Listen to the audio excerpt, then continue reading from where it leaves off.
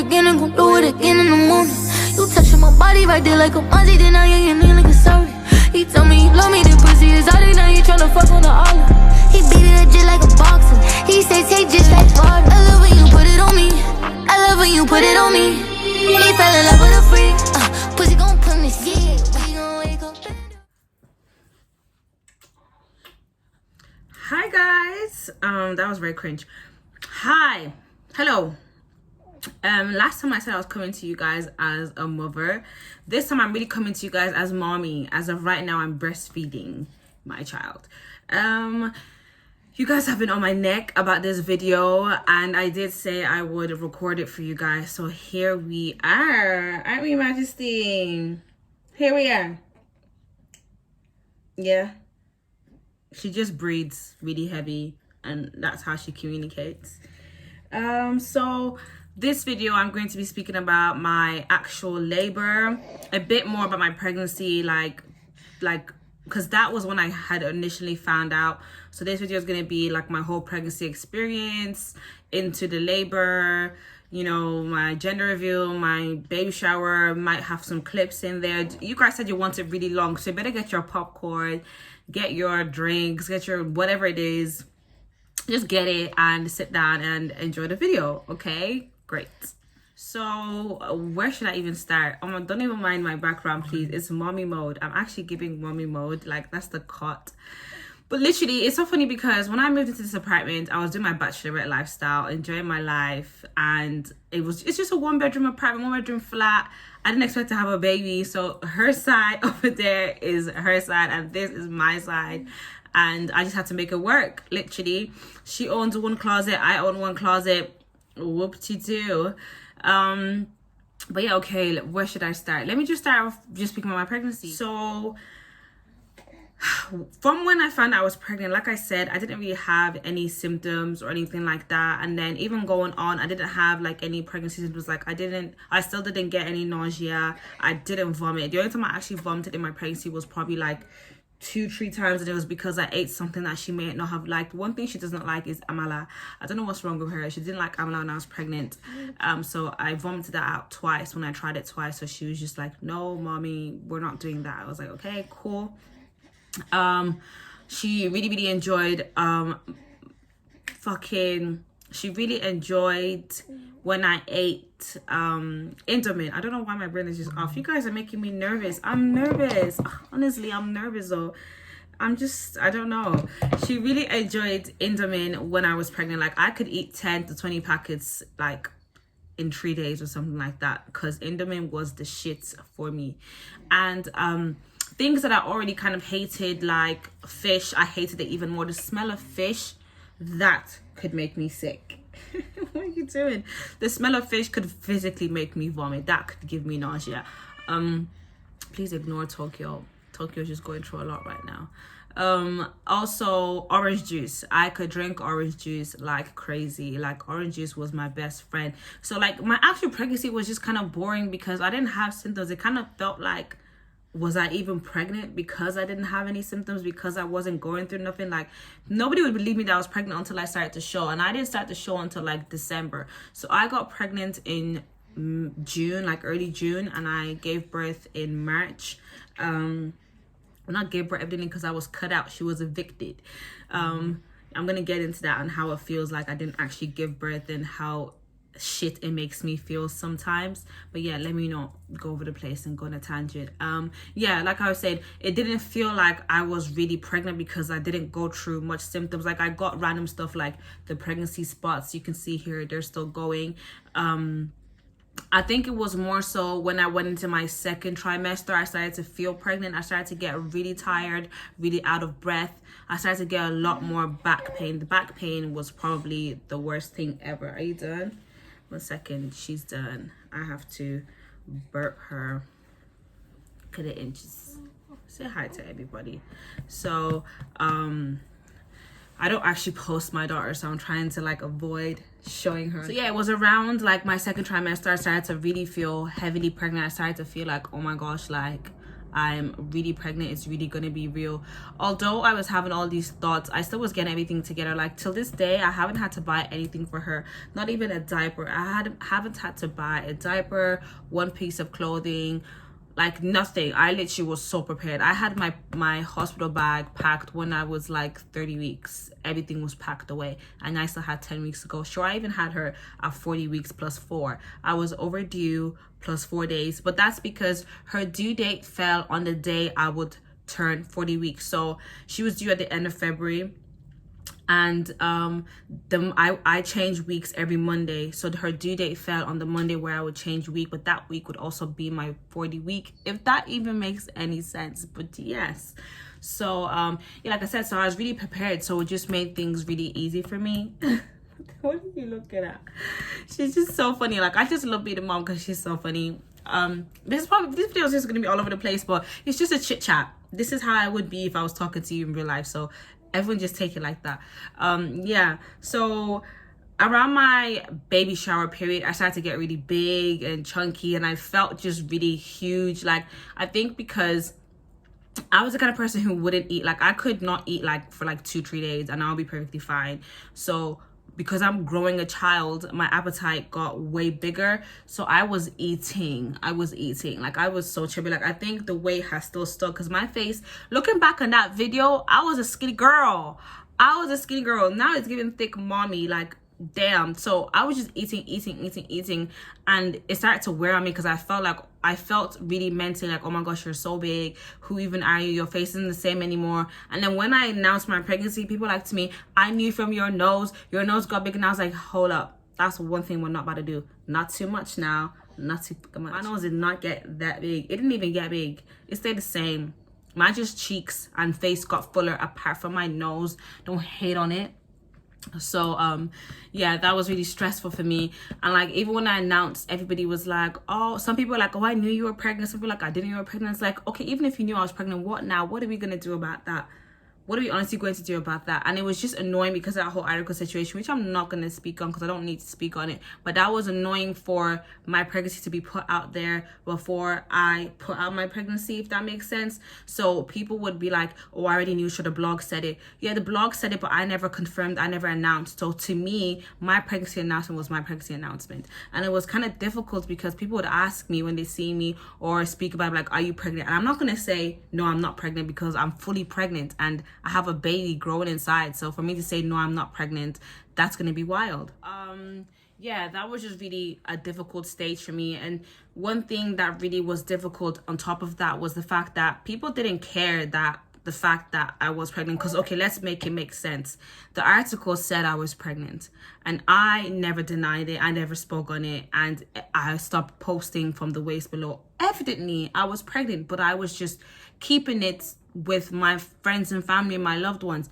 So people knowing this, that didn't stop them from sending me hate, sending me abuse. So you are fully sending hate and abuse to a pregnant woman, whether or not it's KINGKARINE pregnant, influencer, whatever it is. I'm just an individual, and I was pregnant in the most vulnerable stage of my life, and I had people on my case saying horrible things to me.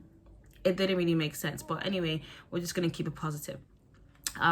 So like most people saw anyway, my gender reveal and my baby shower. So my gender reveal was like a Japanese garden theme. My sister, shout out to my sister, my baby girl's godmother, she did a Japanese blossom garden theme for me, and it was really beautiful. I got to wear a beautiful oriental dress, and the cake was the gender reveal cake, it was pink inside, and then I got chopsticks. These are the chopsticks they put in my hair for me to know that it was a girl. So I'm always gonna keep that, and I'm gonna give them to her someday. Maybe she can use them to eat someday. So yeah, literally when I found out that I was having a girl, I just thrown that in there. This is just all over the place.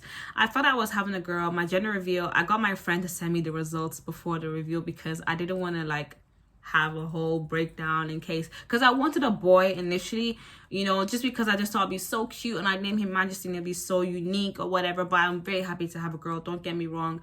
I did cry. My hormones were really high, and when she told me, it was like 10 a.m. she called me, she was like, oh, the results are in, it's a girl, and I just cried. It was so funny. And I was like, why are you even crying? I told my mom and she was so happy. She was like, I always wanted to be a girl. 3 generations. She's like, my grandmother was so happy. They all had names picked out for her. She's got like 1,000,001 names at this point. You know how Nigerians are. And then my gender reveal, it was so beautiful that I just didn't even care. So I was really happy in the end. I think it was just because when you want something in your heart that you have your mind set on, that can kind of make you feel like, okay, that's what I want. But then you don't realize what you actually need. I feel like God gave me what I needed. I needed a girl. I needed a mini me. I needed someone that was going to watch me and it'll make me do things better and give me unconditional love. Like, she looks at me and I can see that she loves me. Although she has no words, no form of communication, but I can feel the love from her. Like, when she first wakes up and she sees me, she smiles, and that just makes me melt. Like, I couldn't ask for better, honestly. But yeah, so that was really cute and really special for me. And I only had like my family around, and by then nobody really knew because the article hadn't come out, so it was really beautiful and private. And then my baby shower was like I can barely wait to meet you theme, because I feel like she's just a cute teddy bear. Like, one day you guys will see my gorgeous daughter, and she looks like a little teddy bear with her little button nose, and she's so chunky. Like, she has the chunkiest arms ever, and I'm just obsessed with her. So that was really beautiful. And I wore like a really gorgeous gold dress, and the theme was like brown with like flowers and pampas grass and like teddy bears. It was just really cute. What's wrong, Daddy? Are you okay? What's wrong? I'm just talking about you. And I had all my family there, and for me, the most important part of my pregnancy was having my loved ones around me. Like, I didn't care for having like a social media pregnancy. I didn't want it to be out there. I was really happy for it to just be private. And you know, like, this is a very precious stage of your life. Like I said, it's a gift for you to be able to have a child. Everybody can't have a child, that's for sure. And I'm just grateful to God for giving me a baby, and I just wanted to do things my way in the best way possible for her.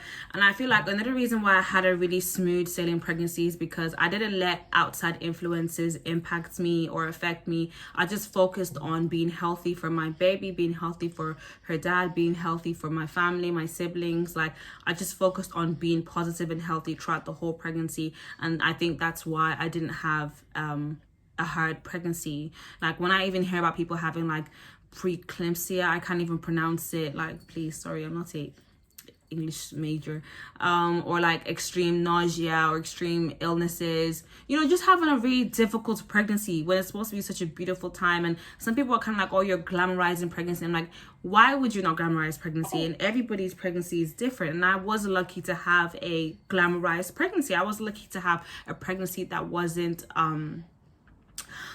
stressful, literally put like. Anyways, although the pregnancy wasn't stressful, the labor was stressful. So let's just get into the labor, because it's the labor y'all want to hear about. I know nobody even cares about the pregnancy itself. So you're probably going to skip past all of that. That's a waste of time.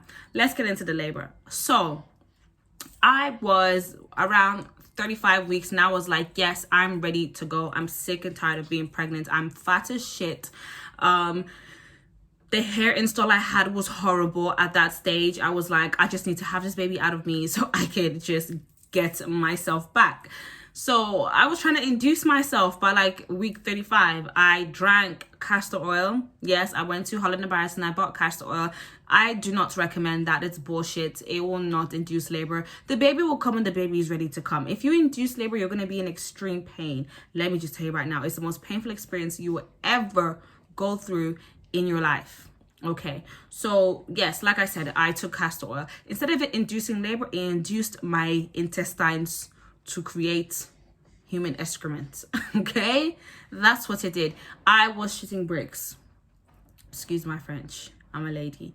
I was in the toilet going through a lot. Because of that castor oil, I was going through a lot, so that didn't work. Then I started walking, doing curb walking, going on that bouncy ball. That bouncy ball is bullshit. She even got engaged in like week 37. That's when she was like really in my pelvis, like engaged, ready to come. But although she was engaged, she wasn't ready to come.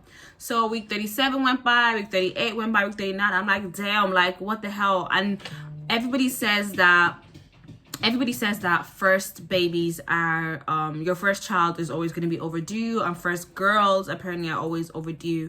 And so I was just like, oh wow, so if she's going to be overdue, then what's going to happen? Like, I was really hoping that she wasn't going to be overdue, because I just was tired of being pregnant. So then it got to like week 39, and then it was like 2 days into week 39, and I was just like, oh my gosh, like I can't do this anymore.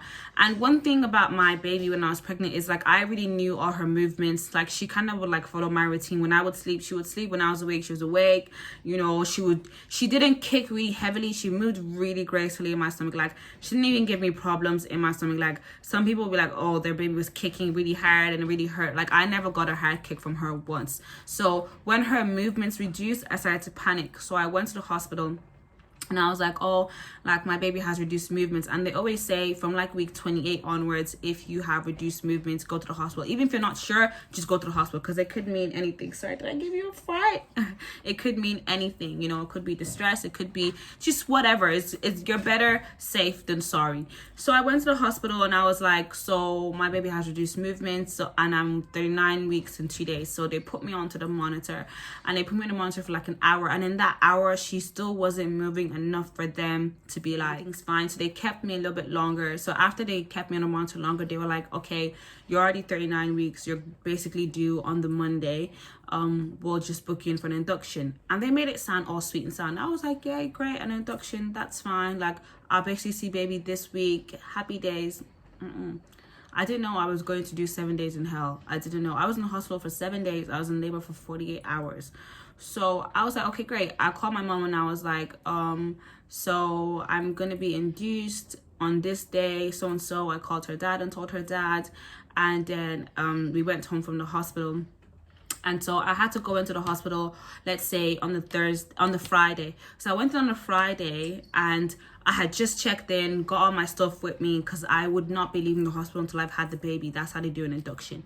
So I went in, and then I was there for like 2 hours, and the doctors came and they were like, we're gonna have to send you home. There's not enough midwives to start the induction just in case anything goes wrong. And I was like, oh, are you kidding me? So I got driven home, and I had to go back the next day. So me and her dad went to the hospital the next day around like 1 o'clock. I went to the hospital, and so I checked in. Now this is now Friday, so it's Friday, and I checked in.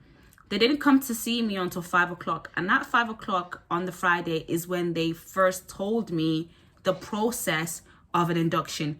Had I known this process before I checked in, I would never had checked in. I gingerly went back home and waited for my water to break by itself, through God, naturally, than to do an induction.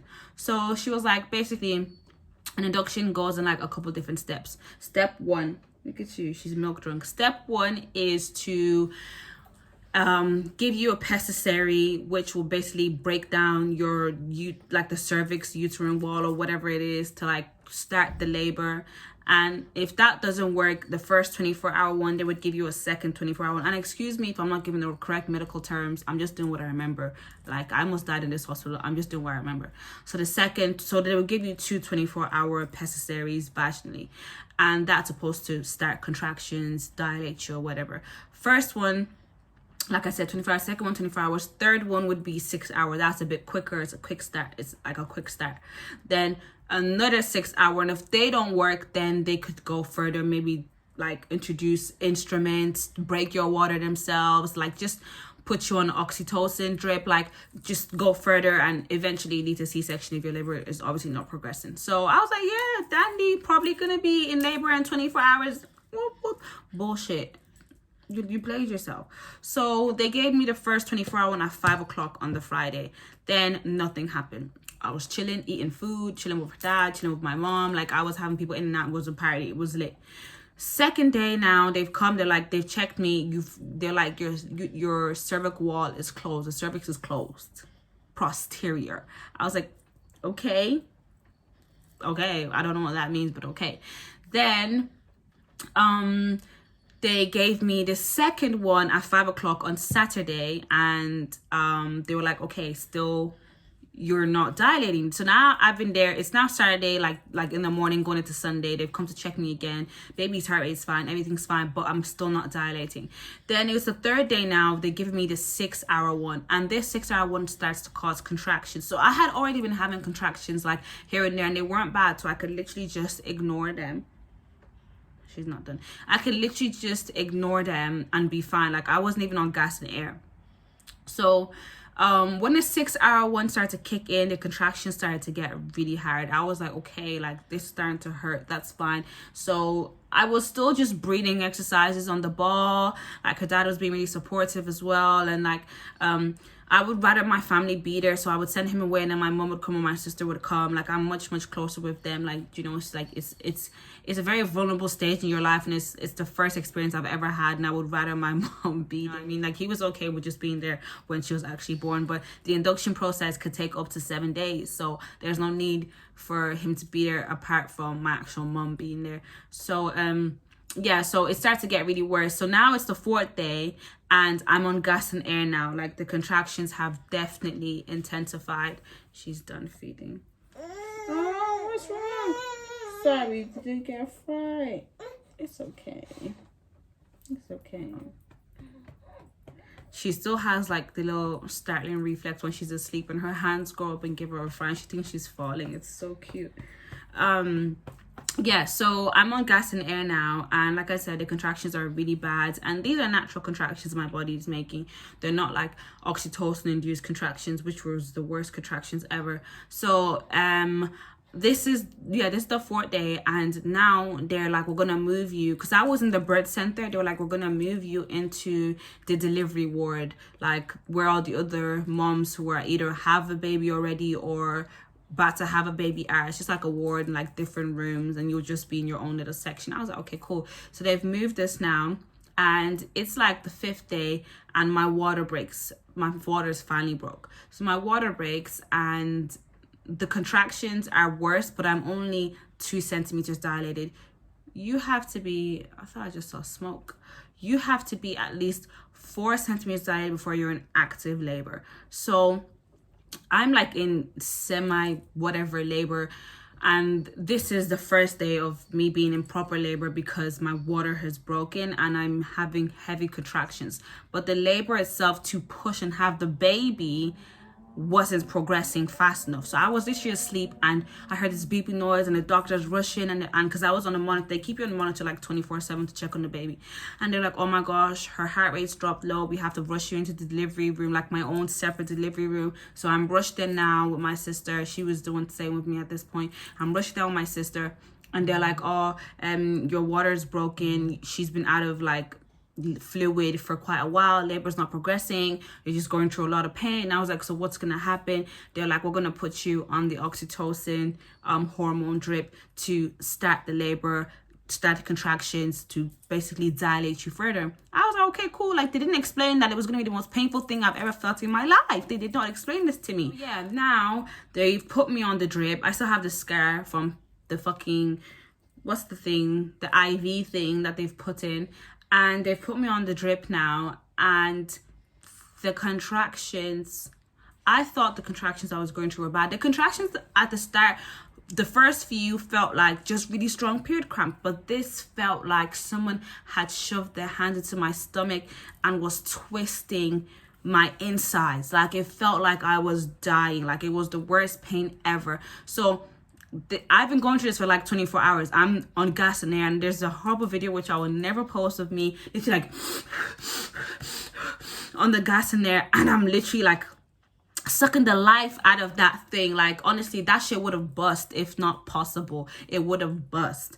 And they're like, are you sure you don't want to take epidural? You don't want to take epidural? Like, you look like you're in a lot of pain. I'm like, no, it's fine. I don't want to take it. And I just didn't want to take it because I just really wanted to have a natural labor, like by myself, like see if I could really do it. So I was like, no, it's fine. I don't want to take it. So my contractions get really worse. At this point now, I couldn't even see. There's a point where my vision went blurry, and I even passed out. I passed out and I woke up, and I was like, oh my gosh, like I passed out from pain to wake up back into pain. It was the worst experience ever. At this point then, now my friend is in there, my mom is in there, my stepdad's in there, my sister's in there. I'm letting her dad know what's going on, and it's just going crazy right now. And then they were like, if you don't take the epidural, when it comes time to push, you're not going to be able to push because you're going to be in too much pain. I was like, no, I don't want to do it. I don't want to do it. So that hormone drip that they had put me on, my daughter was not having it. Her heart rate kept dropping low because it was putting too much pressure on her. They were like, we have to stop the hormone drip. And they checked me again. At this point now, I'm only 3 centimeters dilated. So this is the 6th day, and it was like nighttime, maybe going into the morning, like maybe going into like 1 a.m. They're like, if in the morning when we come back to check you, if you're not dilated enough, we're gonna do a C-section. My world just like, everything was just like, okay. After that, I was just like, wow, you know what? Okay. So they've come back in now. It's now around like the morning time, and they've checked me again, and I still have not dilated enough. I'm still going through hell with these contractions. I don't even know how I lived through it. I'm still going through hell with these contractions. I'm sucking the hell out of that gas and air. I'm snapping at everybody. I'm so upset. I'm so irritated. And about 3 different doctors came and they were like, we really, really advise you to take the epidural because you're not going to be able to push. So they've checked me one last time. Still, they waited like another 2 hours. This is the 2nd day. It's now 48 hours. They waited again. They checked me again. They're like, you're still not dilated enough. The labor is not progressing. We're just going to do a C-section. So it's not necessarily an emergency C-section. It's just like an advised C-section. I was like, okay, cool. So they had to give me the epidural. If I had known it was going to lead to a C-section, I would have taken the epidural from the beginning and not went through the goddamn pain that I went through. Let me just tell you guys right now, forget about it.